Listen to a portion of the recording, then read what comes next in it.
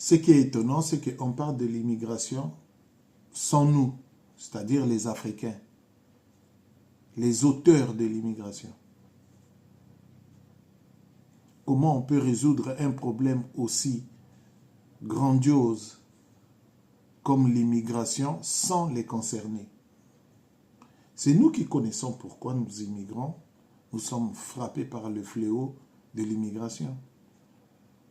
On ne peut pas faire des débats sur l'immigration sans nous appeler et voir quelles sont les causes de cette immigration.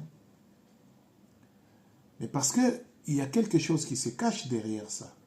Ils ne veulent pas qu'on puisse dévoiler les causes de l'immigration. Mais les causes de l'immigration, c'est connu.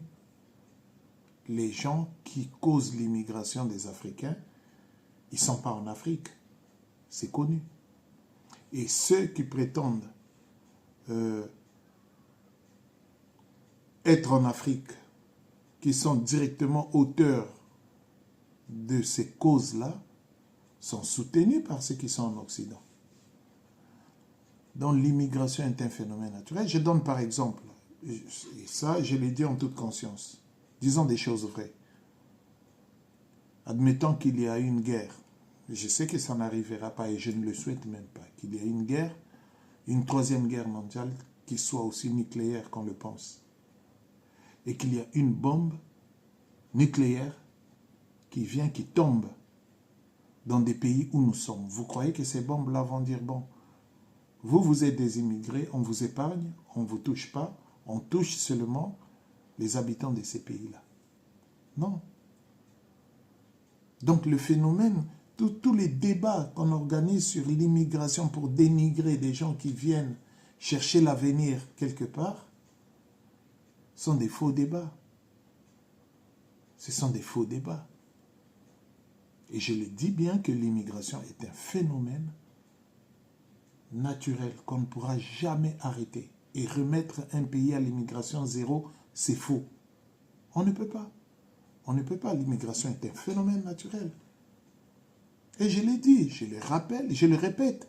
Si une bombe nucléaire tombe dans un pays qui prétend être contre l'immigration, cette bombe-là ne dira pas aux Noirs que nous sommes, ou aux immigrés, ou même aux étrangers qui s'y trouvent, que vous, on vous épargne parce que vous êtes des immigrés, on fait du mal aux habitants de ces pays-là.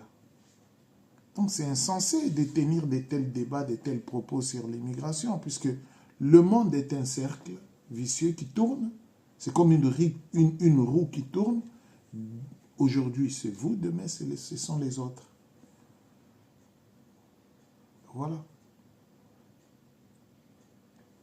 Vous savez, nous, on peut dire, on n'est pas concepteur des bombes nucléaires.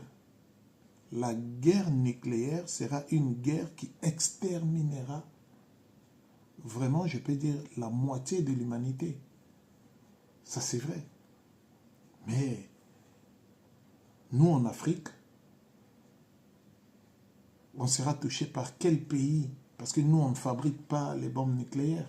L'Afrique ne fabrique pas les bombes nucléaires. L'Afrique est un continent, et c'est le seul continent au monde qui a su conserver les bases de la fraternité. Donc nous, Africains, nous, Noirs, dans nos gènes, il n'y a aucune pensée d'une arme aussi destructive qui soit la bombe nucléaire. Les Occidentaux ont créé des bombes nucléaires et ils se sont pointés entre eux. Donc, au cas où l'un commence, les autres vont répliquer. Mais ça exterminera la moitié de l'humanité. Et la plus grande partie qui sera exterminée, c'est la partie occidentale. Parce qu'ils ont des bombes braquées l'un vers l'autre. Mais nous, qui va nous braquer? Je ne sais pas, la Russie, quel intérêt il aura à avoir à nous braquer une bombe nucléaire?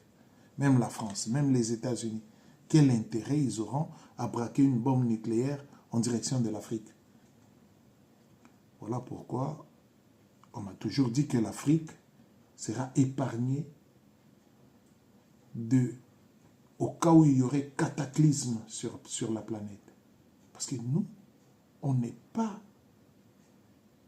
de base, on n'est pas sur ce mode de vie-là, de se créer des armes aussi horribles pour exterminer tel ou tel endroit de la planète, détruire les humains, leur mode de vie, leur structure. Ce n'est pas nous, Africains.